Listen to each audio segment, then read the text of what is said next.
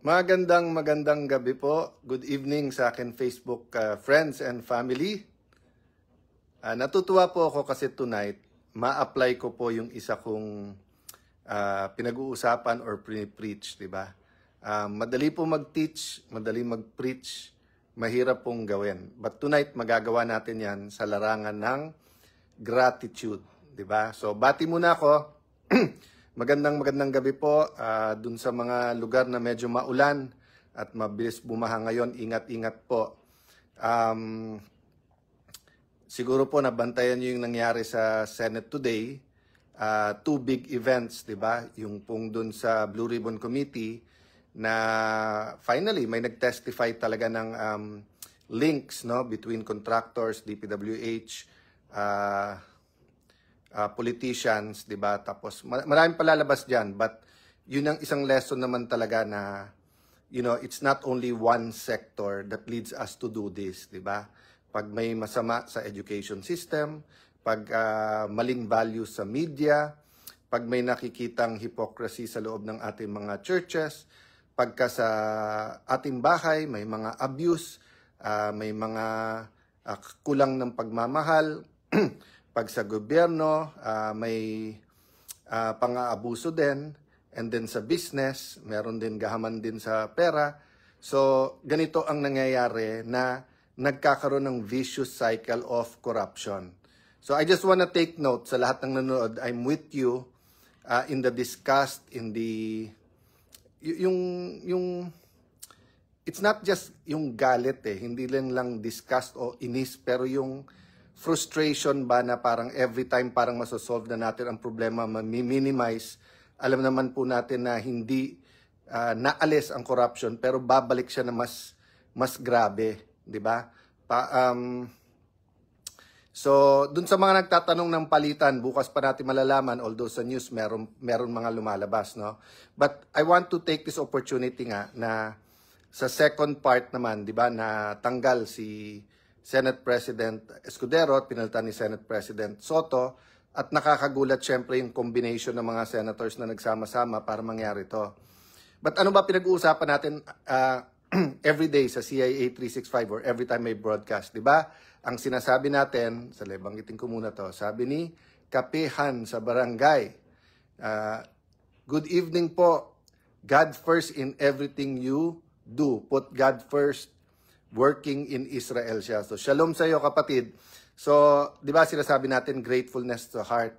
But parati ko sinasabi po, kung meron may sakit, nawalan ng trabaho, walang pambayad sa ospital, walang pambayad dun sa pangmatrikula, ang hirap mag-give thanks. Pero kung marirealize natin paano gumalaw ang Panginoon sa ating buhay, ano ang pagmamahal ng Diyos sa ating buhay, kung paano niya tayo pinapalaki bilang mga anak, magiging likha yung gratitude. So I want to practice that today, not just teach it. Na I want to thank God for our opportunity to serve together. Kasi minsan magkalabang kami ni Senator Cheese, minsan magkakampi. Since 1998 ho, ako yung youngest congressman, siya yung second youngest. Maraming beses kami nagkakampi, maraming beses din po kaming nasa kabilang side. Even in 2016, nandun po ako kay PRRD or kay President Duterte bilang Vice President niya. Si Senator Cheese naman na kay Senator Grace po. Despite that, when I was running for Senate President in 2016, sinuportahan niya ako. Nung magiging speaker ako, niyaya niya ko siya, baka gusto mong bumalik. And then eto, nagkaroon kami ng pagkakataon magtulungan. So I thank God for that. For my opportunity to be in the Committee on Higher Ed, on EDCOM. Tapos ngayon, bagamat napakaikli, yung sa banks, isang hearing pa lang, di ba, dito sa online gaming at yung paggamit ng mga e-wallets at saka yung mga link sa mga PAGCOR, yun pa lang yung hearing natin, di ba? Sa Committee on Justice, mag-hearing pa lang tayo, although naka-attend na ako sa JBC. So I don't know kung ano matitirang committee, kung ano ma-assign sa akin. Will remain in the minority, so may lunch kami tomorrow. Yung possibility na mag-minority leader nandun. But ang point ko po, mga kababayan, mga kapatid ko dito po sa Facebook, mga pamilya ko sa Facebook, I wholeheartedly give thanks to God. That doesn't mean that I'm not sad for Senator Cheese, especially for Senator Joel, who worked so hard. yung nabanggit ko kanina, no, na pigil na pigil at hirap silang sumagot dahil iniisip din nila yung Senate. Pag Senate Majority Leader ka, kailangan mo pasa ng batas, so mahirap tirahin yung iba. Pag Senate President ka, you have to defend yourself, but you also have to pass a lot of things. So yung pakisamahan nandun eh. That's why I'm confident in the next few days, masasagot nila yung ibang issues against them kung kailangan pa. And parati namang kailangan sumagot ang public official kasi hindi na nila cargo yung majority ng Senado at how to deal with sensitivities para ipasa yung batas. Ngayon, the shoe is on the other foot, ika nga. Nandun na kay Senator Soto ngayon, na veterano naman at dati naman Senate President, kung paano i-balance lahat yung mga issues na nangyayari. So I wholeheartedly give thanks to God to have the opportunity to work with yung majority, have the opportunity to work with Senator Cheese, yung staff niya, yung staff ko, have the opportunity to work with the administration, against the administration, sa iba nilang policies, to have a chance to read the Supreme Court decision together with my colleagues sa Senate. Napakarami po. So, i-apply ko today po ha. Hindi po happy day in terms of results. But I know that God has an amazing plan. So, nandun pa rin yung pagiging grateful. And siguro, alam niyo naman, basta't ganitong oras, kalaro ko na si Cooper, basta't nandito na ako sa bahay. Mukhang may 3 sakit tapos may so sinabi ng doktor, i-confine. So nalulungkot din ako, but I praise God for him. And of course, pray ko na gumaling siya. So hindi kasi ako sanay na merong pet or may aso na nandito sa kwarto until dumating si Cooper. Sinasama ko pa yon sa office and everything. But I just wanna show you na what I'm telling you is nothing compared to a mom or dad who works abroad at hindi nakikita araw-araw yung pamilya nila. It's nothing compared to mag-asawa or magkapatid na nag-aaway, na mabigat away, magkapatid nag-aaway sa mana. What I'm telling you is nothing compared to a parent na nakitang naging addict yung anak. What I tell you is, in giving thanks, is nothing compared to someone who found out they have cancer or a terminal disease, di ba?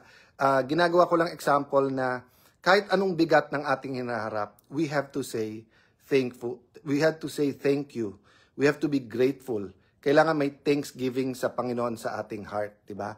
Yun yung part ng pagmamahal sa Diyos. So, sabi sa reading ko today, 'di ba, na to live by faith, not by sight. Kasi sa tingin lang parang umuwi akong talo, olats eh. Pero actually, we know may plano si Lord at hindi pa pinapakita. So we can claim victory na by faith tayo po, no? And of course, we wish the next group well, no? Meaning para sa bansa to kaya nga sinasabi ko kanina na mabigat, pero pati going back to yung revelations dun sa hearing, napakabigat po after maraming nangyari over the last 30 years na mga corruption issues na akala nating nagbabago na yung bansa natin tapos mapupunta na naman sa ganyan, which goes to my next point naman, di ba, na kailangan bantayan natin yung nangyayari. Sa atin pagiging grateful, kailangan we have the eye for opportunities. Yes, gusto natin suntukin yung pader. Yes, ito, umulan lang ng konti, kung saan-saan bumabaha. Diba? But having said that, walang mangyayari kung walang pagbabago. Kaya sabi ko nga kanina, sana temporary yung politics, permanent yung change or tunay na transformation. Kasi nangyayari usually, permanent yung politics, pampolitika lang, kunwari matatakpan lang, konting reform, tapos mawawala. So, hindi po ako tatagal tonight. May budget hearing din ng DBM. I'll also pray, get myself composed.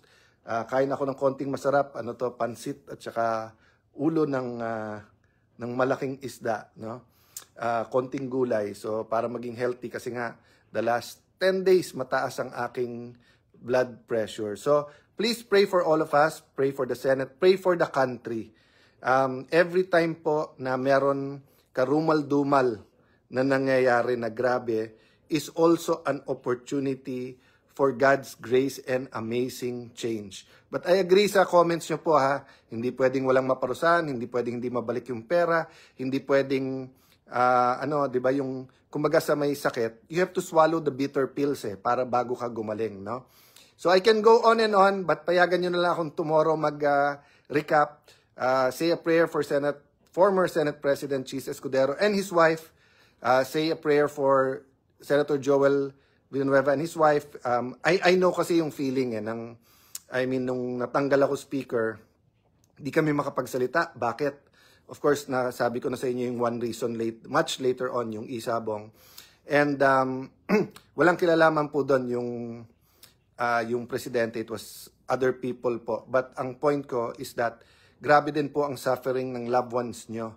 That's why nung tinanong ako kanina ni Nympha, shout out sa DZWB, nakita lang ako sa elevator pababa, Sir, magma-minority leader ka pa. Sabi ko, kailangan ko magpaalam muna sa asawa ko. Kasi nga, whatever the burdens, whatever the joy, ka-share mo yun eh. So, naintindihan naman nila yung purpose eh, di ba? Siya din naman, nung sinabi niya magme-mayor na siya, nagpaalam naman or nag-consult, di ba? So guys, pray for our nation. We are at a crossroad. Madaming lumalabas. We have to be discerning what's true, what's not. We have to continue pray na kumbaga sa puno, kung may mga prutas pang bulok, i-shake natin ng shake hanggang mahulog. But we have to be careful na maganda yung ugat ng puno, na hindi yung puno ang masira. I'm referring to our country. So much more to talk about, and thank you po. Just yung numbers natin today, sandali lang tayo, 6,000 tayo, just shows me then na grabe ang pagmamahal nyo sa community na to, no? So, kaya po sinasabi, di ba, Diyos, bayan. Kasi love God first with all your heart, spirit, and mind, above everything and everyone, then love others as you love yourself. So, kung ito ang opportunity, magbago ang bansa, what is the Senate presidency? What is yung mga committees? What is yung konting mga opportunities na nabigay sa akin in this last year and a half, diba?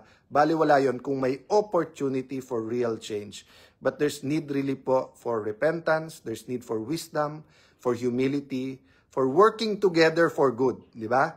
Pag may mali, kailangan talagang may kumbaga magsalubong, kailangan talagang magdebate. Pero kung tama naman, then we have to find a way to work together towards those solutions. Good night, everyone. God bless you po.